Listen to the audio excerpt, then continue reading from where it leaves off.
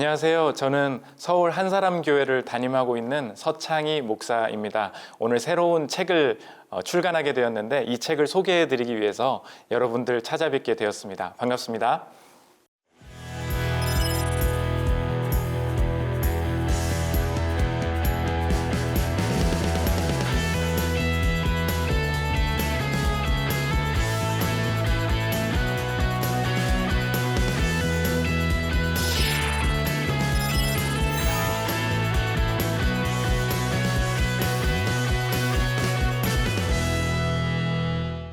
네, 제가 새롭게 출간하게 된 책은 일상에서 만난 교리라는 책입니다.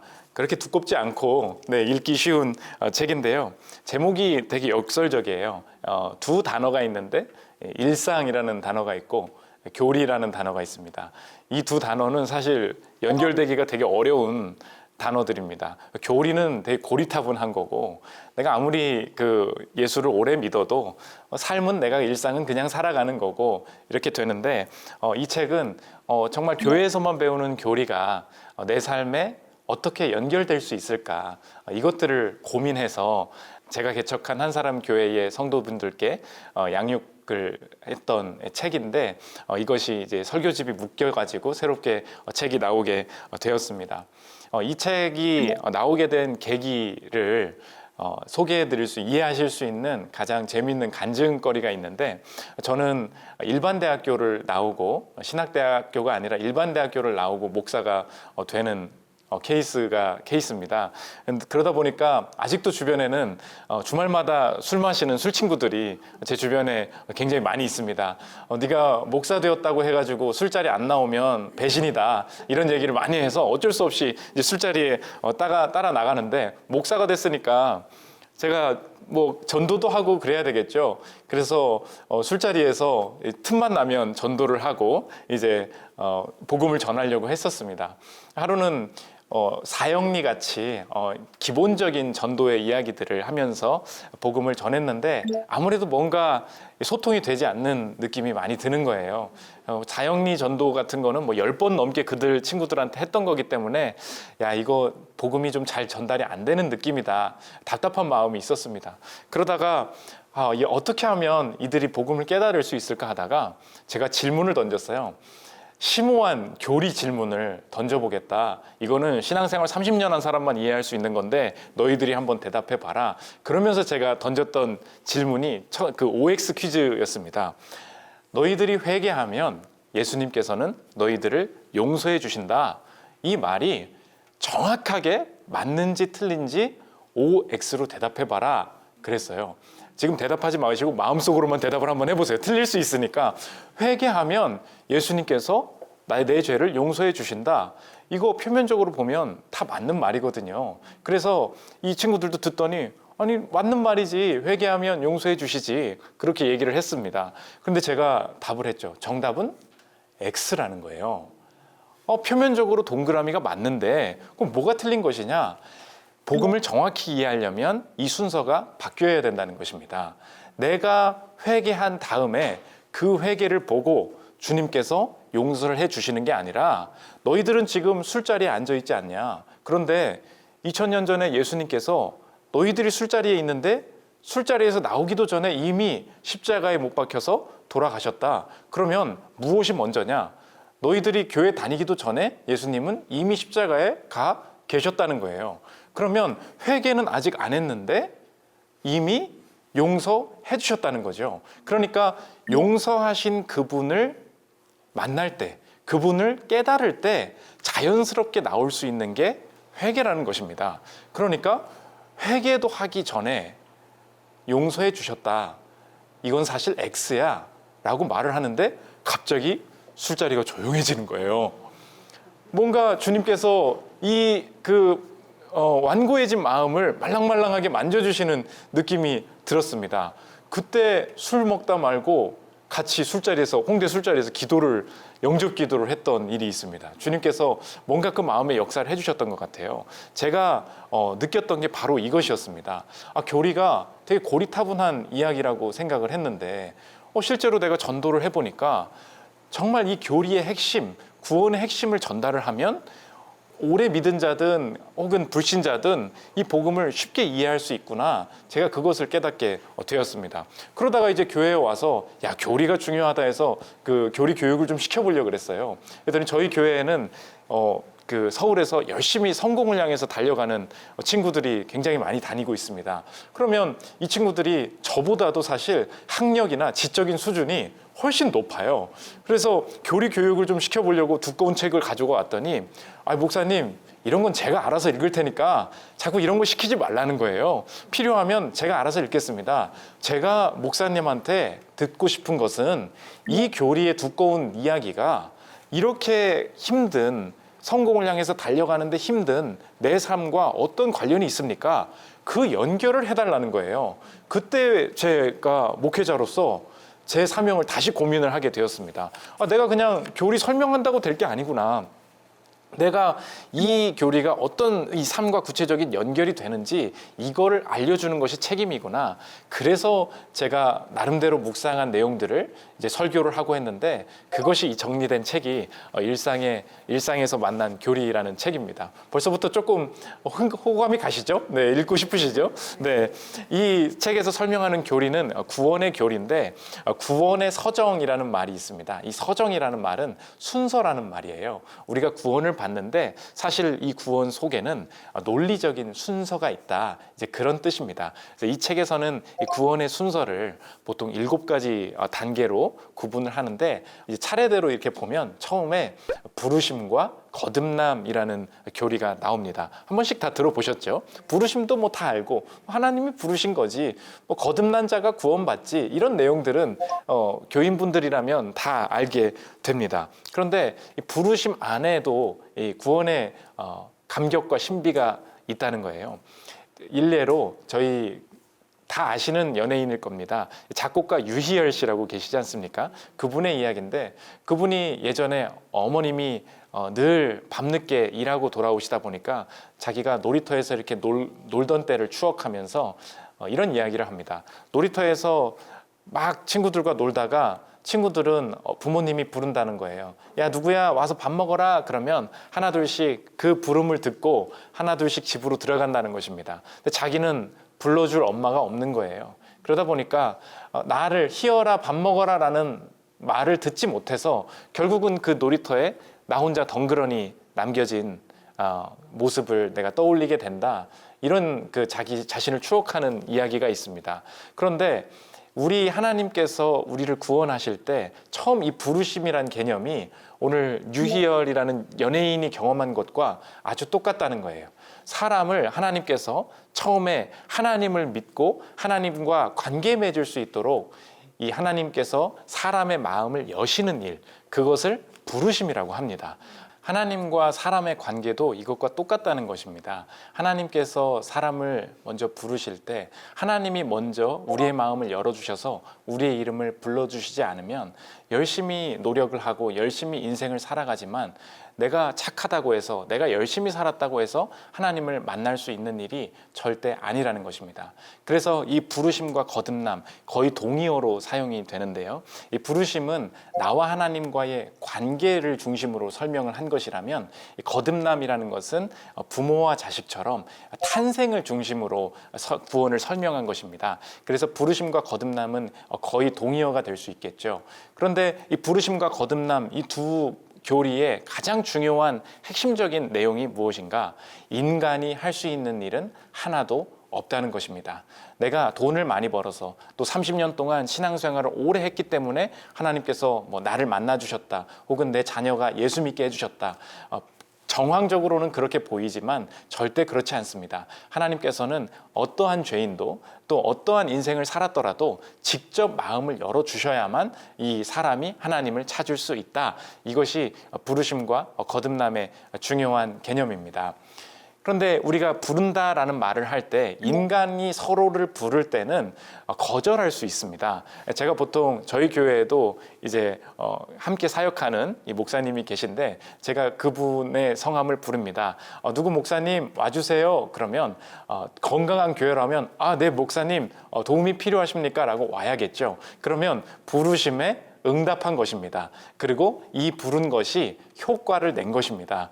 그런데 인간의 이 소통 속에는 이 목사님이 저를 싫어한다면 저의 말에 못 들은 척하고 대답을 안 할 수 있겠죠. 목사님 잠깐 좀 와주세요. 근데 대답이 없습니다. 거절한 거죠. 그러면 이 부른 것이 효과를 내지 못한 것입니다. 그래서 이 사람이 누군가를 부르는 것은 효과를 낼 수도 있고 그렇지 않을 수도 있습니다. 그런데 하나님의 부르심은 사람의 부르심과 다른 차이점이 있다는 거예요. 이 하나님의 부르심은 분명히 효과를 내게 된다. 반드시 효과를 내게 된다. 그래서 이 신학자들은 이 중요성을 표현하기 위해서 어려운 말인 것 같은데 이제 이해가 되실 거예요. 부르심 앞에다가 꼭 무엇을 붙이냐면 효력 있는 부르심, 이렇게 이야기를 합니다. 유효한 부르심, 효력 있는 부르심, 이런 말들을 써요. 아니 뭐 잘 쓰지도 않는 말을 왜 이렇게 붙여놔? 그냥 부르심이라고 하면 되지. 왜 붙였냐면 인간이 누군가를 부르는 것과는 차원이 다르다는 것입니다. 하나님이 누군가를 부르신다는 것은 효과를 내지 못할 가능성이 하나도 없다는 거예요.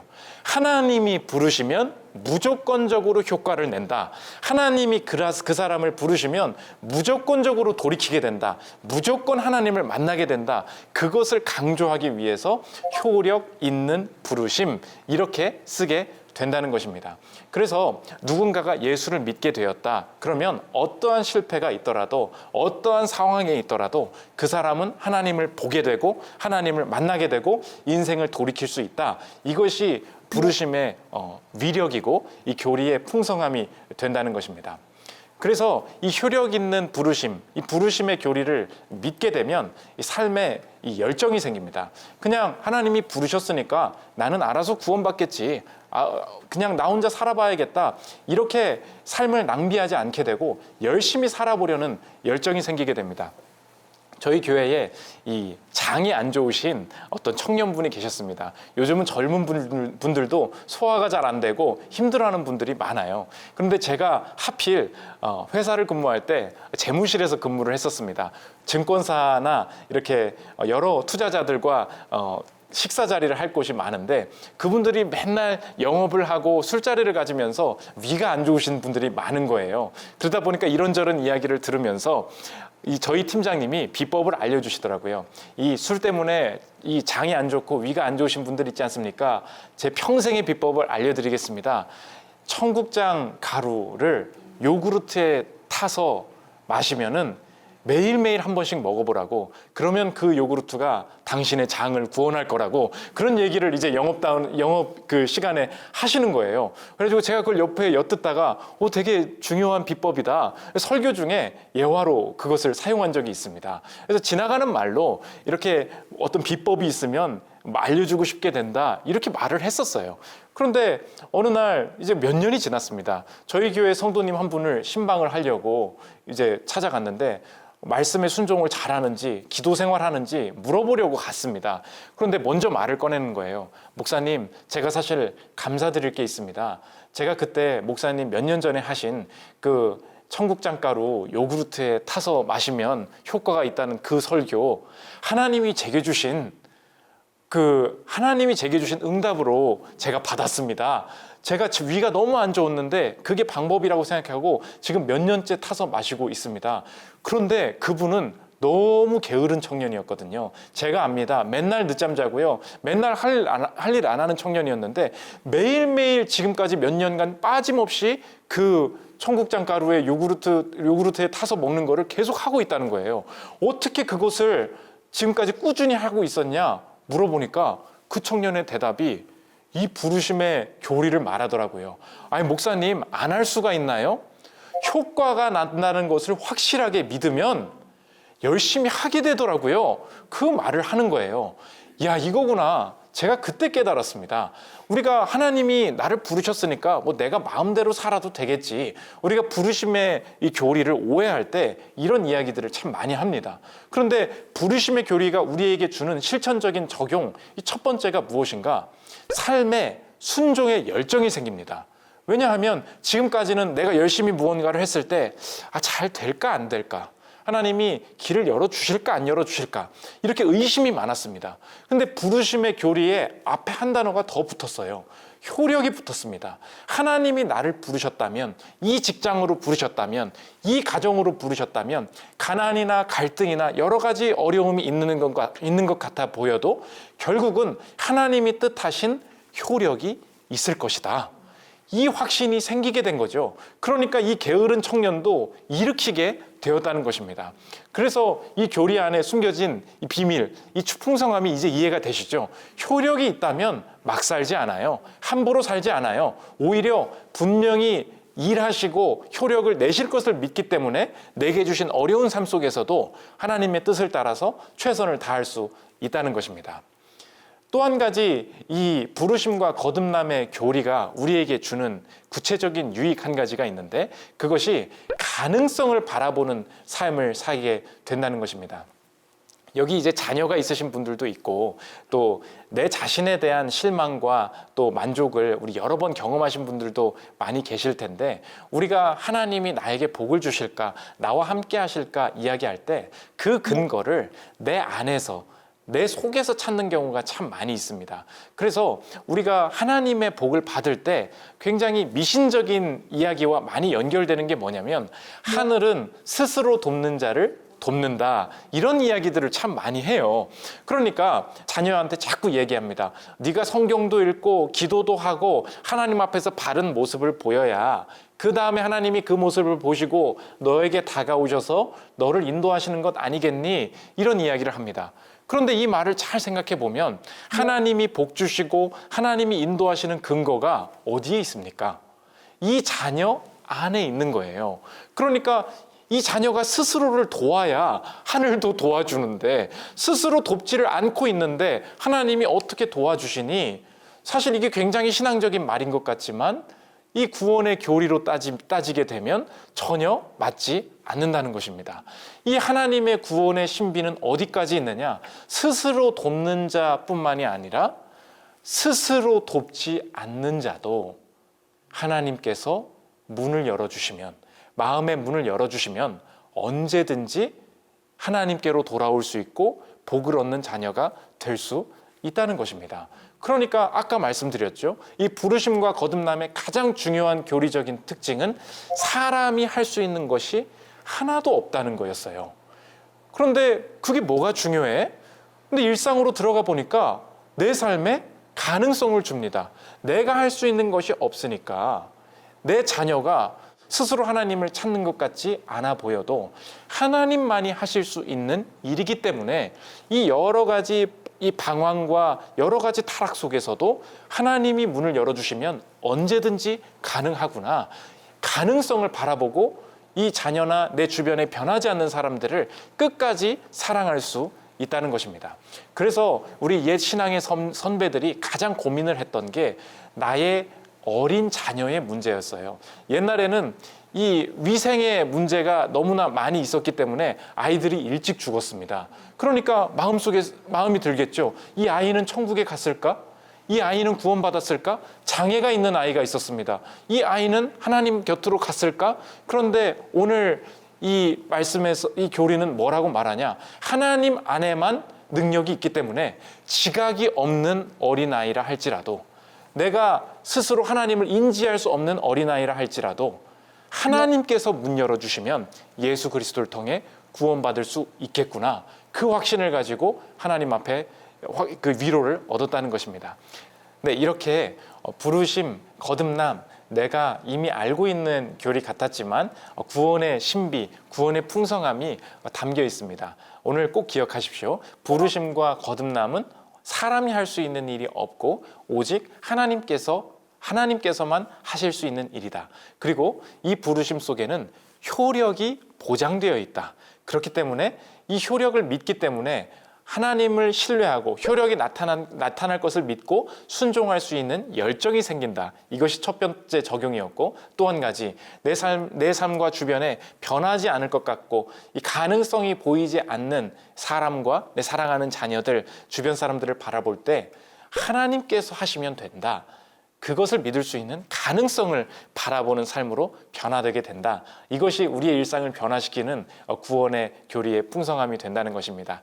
이 두 가지 교리를 꼭 기억하시고 삶에서 풍성함을 누리시는 우리 성도님들이 되셨으면 좋겠습니다.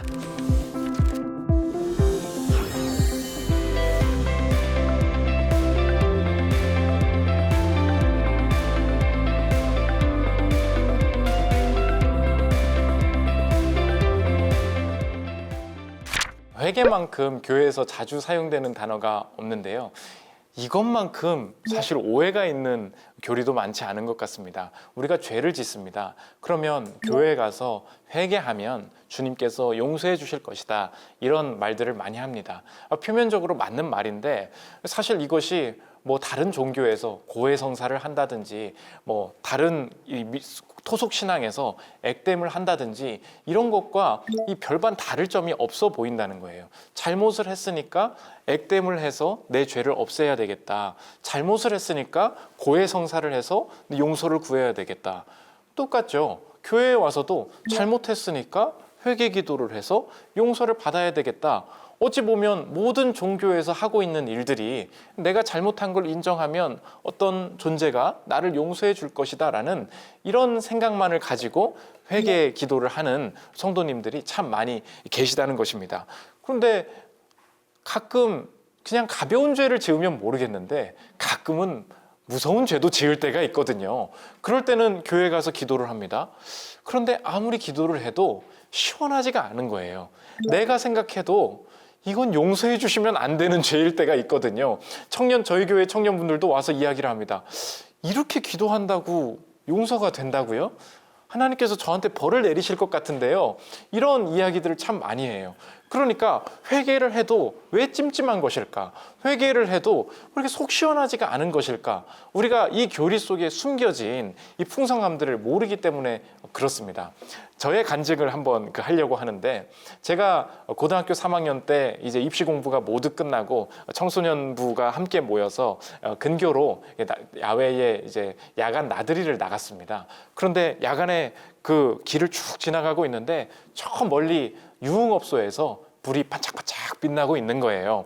그래서 청소년으로서 이 혈기도 있고 열정 어린 마음에 창문을 열고 차의 창문을 열고 멀리 그 유흥업소에 대고 소리를 쳤습니다. 회개하라! 천국이 가까웠다! 소리를 쳤어요. 그랬더니 주변 친구들이 재밌다고 아멘 한 번 더 해보라고 그러면서 회개하라! 빨리 주님 오신다! 막 그렇게 했어요. 그런데 한번 생각해 보십시오. 회개, 이 복음은 좋은 소식이어야 됩니다. 우리가 굿 뉴스, 예수님이 오신 것, 이 좋은 소식이라고 하지 않습니까? 그러니까 회개하라는 말은 좋은 소식이어야 돼요. 그런데 한번 입장을 바꿔서 유흥업소 안에 있는 범죄를 하고 있는 사람 입장에서 생각을 해보십시오. 내가 범죄를 하고 있는데 멀리서 어떤 청년의 소리가 들립니다. 회개하라! 천국이 가까이 왔다! 이 소리를 들으면 이걸 좋은 소식으로 들을까요? 공포로 들을까요? 당연히 공포로 듣겠죠. 그래서 몇 년이 지난 후에 이 회개에 대해서 묵상을 하다가 제 그 추억을 떠올리면서 제가 확신하게 됐습니다. 아, 맞네. 이건 말이 안 되는데. 회개하라는 말은 말이 안 돼. 제가 그때 깨달았습니다. 회개한다고 해서 용서해주면 절대 안 돼요. 왜 그러냐면 그 범죄를, 그 나쁜 일을 저지르고 있는 사람들이 그냥 잘못했어요, 용서해주세요 이렇게 말한다고 해서 용서해주면 절대 안 되거든요. 처벌을 받아야 되거든요. 형벌을 받아야 되거든요. 그런데 회개를 하는 것은 그냥 말만 하지 않습니까? 내가 잘못했어요. 아니 그러면 용서해 주는 게 과연 말이 됩니까? 제가 그때 깨달았습니다. 이 회개 안에 빠져 있는 게 있구나. 형벌 받는 것, 속죄하는 것, 죄에 대한 보상, 죄에 대한 대가가 없으면 잘못했습니다 라고 말해봐야 아무 소용이 없는 거구나. 그것을 깨달았습니다. 쉬운 예를 들면 될 것 같은데 식당에 가서 제가 된장찌개를 시켰습니다. 그런데 갑자기 이 서빙하는 그 종업원이 김치찌개를 가져온 거예요. 제가 물어봅니다. 아니 저 된장찌개 시켰는데요? 했더니 아유 손님 죄송합니다 그러는 거예요. 알겠습니다. 빨리 바꿔 갖다 주세요. 그랬더니 아유 죄송합니다 계속 그러고 아니 된장찌개를 안 갖다 주고 있는 거예요. 제가 물어봅니다. 아니 왜 된장찌개 안 갖다 주세요? 아 제가 죄송하다고 말씀드렸는데요.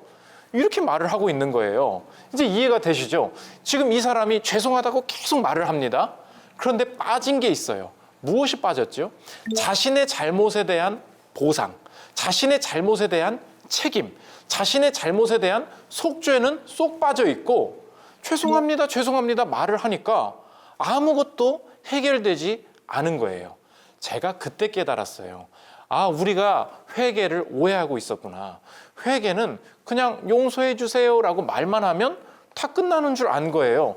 근데 내 마음도 알거든요. 이게 굉장히 갑갑해요. 죄가 씻겨진 느낌이 들지 않아요. 왜 그러한가? 누가 이 죄를 씻으셨는가? 누가 이 죄에 대한 보상, 죄에 대한 책임을 지셨는가? 이 착각이 있다는 것입니다. 우리가 아무리 열심히 회개를 해도 착각하면 안 되는 게 회개를 더 열심히 눈물을 흘리면서 하면 주님이 용서해 주실 것이다. 이 말은 맞을까요? 틀릴까요? 틀렸습니다. 왜 그렇죠? 우리가 눈물을 흘릴수록 내가 속죄를 해서 죄를 용서받을 수 있다고 착각하고 있기 때문이라는 거예요. 그런데 참된 회개에는 바빙크라는 신학자가 이렇게 말했어요. 참된 회개에는 나의 속죄가 없다 그랬어요. 아니 목사님 그게 무슨 말이세요? 내가 속죄를 해야죠. 내가 교회 가서 속죄를 해야죠. 절대 그렇지 않다는 거예요.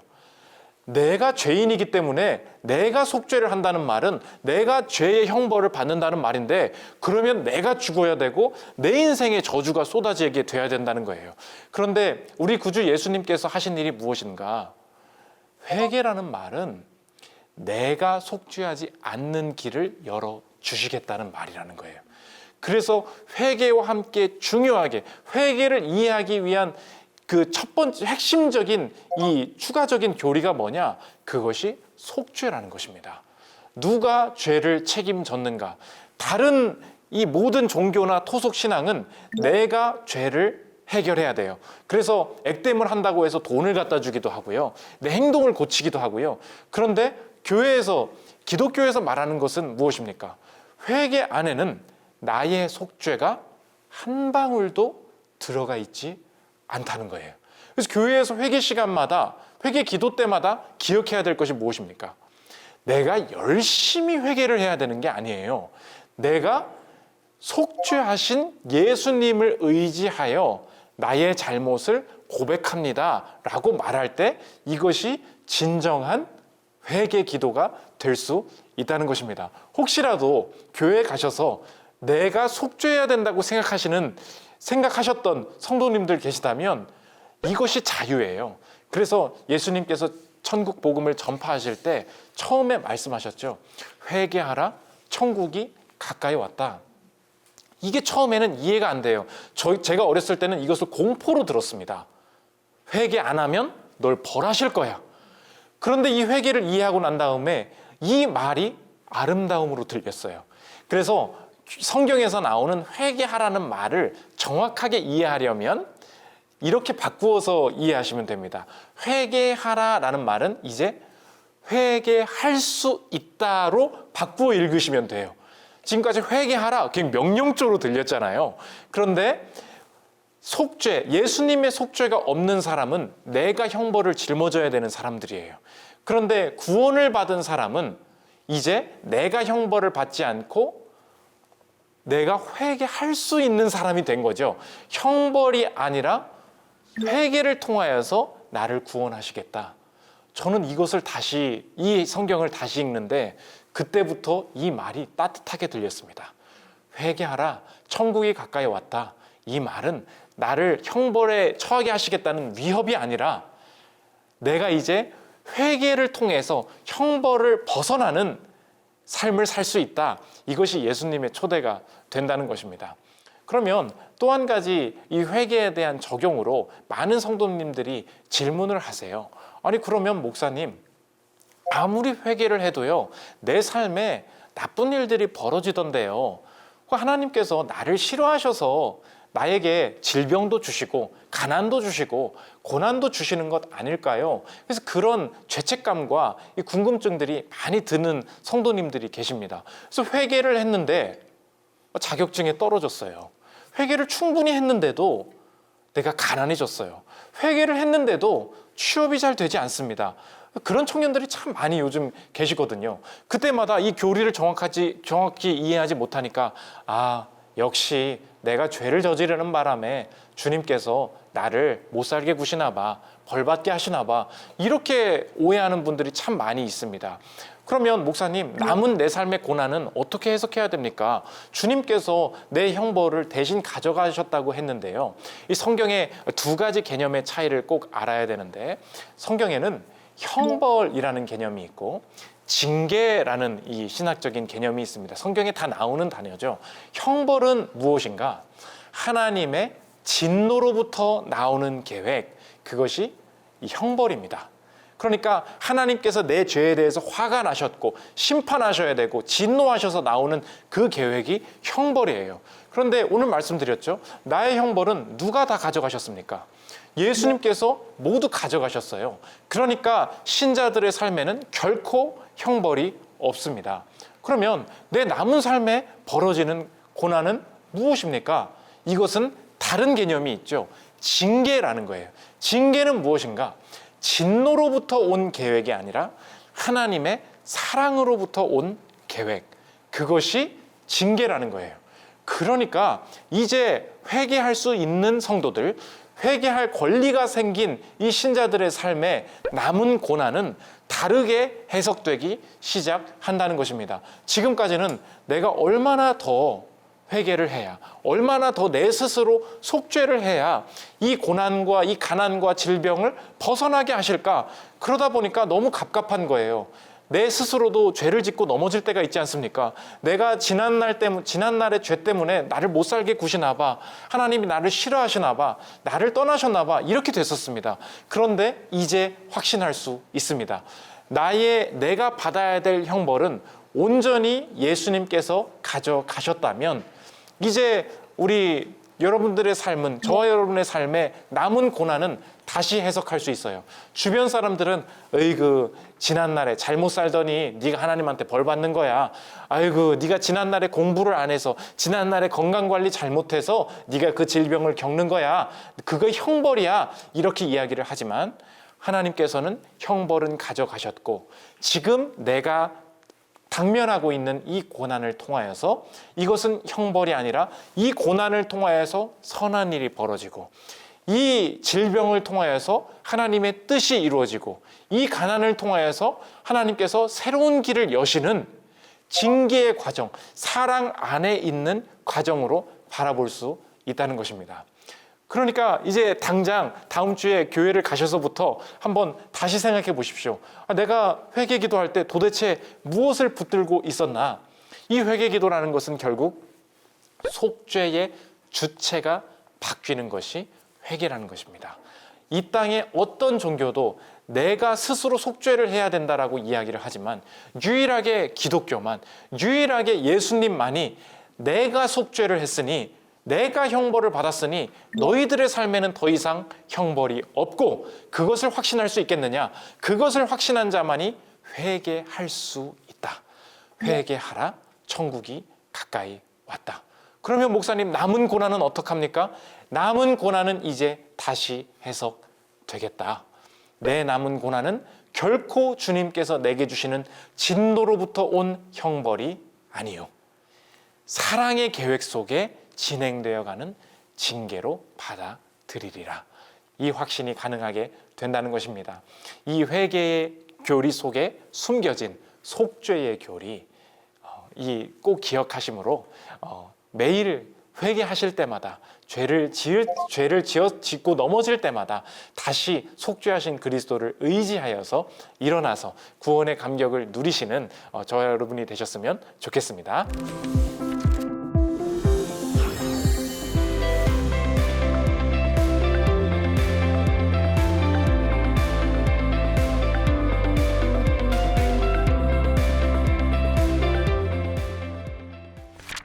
오늘 여러 가지 구원의 서정의 교리들을 배웠는데 순서가 기억나시나요?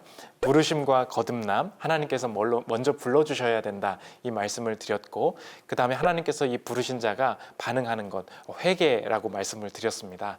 회개할 때 회개한다는 것은 나의 속죄가 있지 않고 오직 예수 그리스도의 속죄만이 있는 것, 그것이 회개라고 말씀을 드렸죠. 이것이 전혀 나의 일상과 동떨어진 교리 같지만 저도 이 교리를 묵상하면서 참 삶에서 많은 힘을 얻었던 기억이 납니다. 제가 직장 생활을 한 3년간 했었는데 탁월한 분들이 직장에 참 많이 들어오셨습니다. 저는 뭐 스펙이나 능력이 그렇게 출중한 사람도 아니었고 겉으로 볼 때는 저랑 다 비슷한 사람들이었던 것 같았어요. 일을 시작하고 2년차, 3년차 되는데 막내다 보니까 이제 나와 함께 일하는 분들이 어떤 분이신지, 어디에 사시는지, 어떤 학교를 나오셨는지, 어떤 업무의 커리어가 있는지 조사하게 되는, 조사해서 정리하는 일들을 맡게 되었습니다. 저는 그때 거의 우울증에 빠질 것처럼 어려움을 겪었습니다. 이 회사는 내가 다닐 곳이 아닌가 보다. 나보다 훨씬 더 잘 살고 훨씬 더 능력이 있고 회사를 다니지 않아도 될 것 같은 분들이 이 회사를 다니고 계시구나. 그래서 저는 그분들이 회사에서 열심히 일을 안 하고 노실 줄 알았어요. 그런데 저보다 일을 훨씬 더 열심히 하시고 훨씬 더 탁월하게 일하시는 모습을 보게 되었습니다. 그때 많은 고민을 하면서 하나님께 질문을 했습니다. 하나님, 저 이 회사 계속 다녀야 되는 거 맞습니까? 저 이러다가는 이 회사에서 승진도 못할 것 같고 그냥 만년 막내로 지낼 것 같은데요. 그때 한참 고민하면서 기도하다가 제가 붙들었던 교리가 바로 부르심이었습니다. 이 부르심이라는 것은 단순히 하나님께서 나를 구원을 위해서 구원의 여정에 참여하게 하시기 위해 부르신다는 말도 맞지만 구체적인 삶의 현장에 부르신다는 적용도 되는 것이거든요. 하나님께서 나를 부르신 게 맞는가? 지난 날을 돌아보니까 이 회사를 들어오기 위해서 이 회사에 오기까지 기도하면서 하나님께 응답받고 또 마음의 확신을 가졌던 그것을 떠올리게 하셨습니다. 아, 그렇지. 지금 내가 붙들어야 될 것은 나의 스펙이나 주변 어떤 직원들과의 실력이나 커리어의 비교, 그것을 통하여서 내 이 직장의 사명을 규정하고 내가 평가하는 것이 아니라 하나님께서 내가 이 직장으로 부르신 것이 맞는가? 그 부르심만이 확인이 된다면 하나님께서 옮기실 때 알아서 옮기실 것이고 하나님께서 내 이 스펙이나 내 이 상황을 가지고도 주님의 뜻을 펼쳐 가시겠지. 그때부터 열등감, 불안감, 모든 스펙으로부터 오는 압박감 다 사라지고 감사함으로 전진할 수 있었다는 것입니다. 성도님들도 비슷한 일상에서의 이야기들이 많이 있을 것 같은데 이번 주에 제가 소개해드린 구원의 서정의 이 앞부분, 부르심, 거듭남, 회개와 이 믿음, 이 교리들을 꼭 기억하셔서 일상 속에서도 하나님께서 늘 부르신다는 것을 확신하시고 교리를 붙들고 삶의 많은 고난들을 넉넉히 감당해내시는 저와 여러분들이 되시기를 기도합니다.